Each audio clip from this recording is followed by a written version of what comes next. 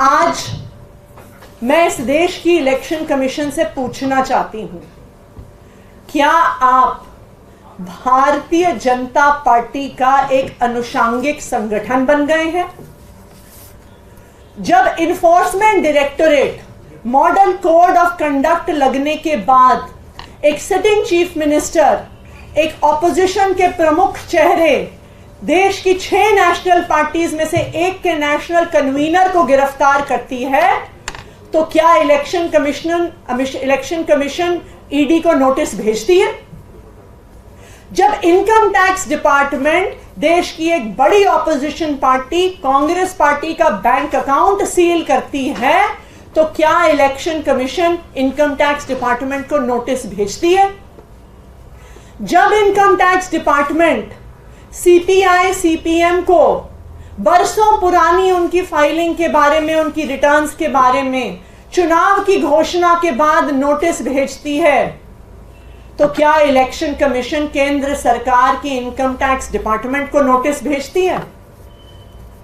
Election commission of India की आंखों के सामने केंद्र सरकार, भारतीय जनता पार्टी शासित केंद्र सरकार सीबीआई का, ईडी का, इनकम टैक्स डिपार्टमेंट का खुलेआम मिसयूज कर रही है इलेक्शन से पहले। इलेक्शन कमीशन ऑफ इंडिया विपक्ष की जहां पे सरकारें हैं, वहां पे चीफ सेक्रेटरी बदल देती है, होम सेक्रेटरी बदल देती है, डीजीपी पुलिस बदल देती है, लेकिन जब विपक्ष के नेता, इंडिया गठबंधन के नेता इलेक्शन कमीशन के पास जाते हैं और ये डिमांड करते हैं कि चुनाव तक इंटरिम तौर पर income tax department, CBI, ED के डायरेक्टर्स को बदला जाए,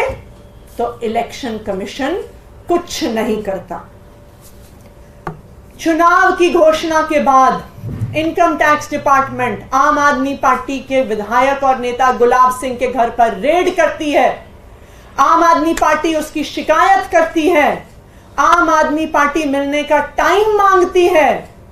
इलेक्शन कमीशन कोई एक्शन नहीं लेता, लेकिन जब भारतीय जनता पार्टी कंप्लेंट करती है तो 12 घंटे के अंदर अंदर इलेक्शन कमीशन नोटिस भी भेजती है। नोटिस भेजने से पहले भारतीय जनता पार्टी को रिपोर्ट भी करती है, खबर भी चलवाती है। तो आज ये देश के लिए चिंता का विषय है कि इलेक्शन कमीशन ऑफ इंडिया, जिसकी जिम्मेदारी है नॉन पार्टिजन होना,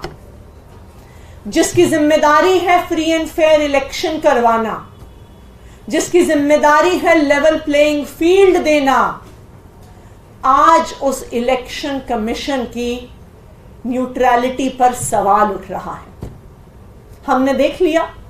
कि किस तरह से इस देश की बड़ी बड़ी एजेंसीज भारतीय जनता पार्टी की केंद्र सरकार के सामने नतमस्तक हो गई हैं। चाहे वो सीबीआई हो, चाहे वो ईडी हो, चाहे वो इनकम टैक्स डिपार्टमेंट हो, चाहे वो स्टेट बैंक ऑफ इंडिया हो,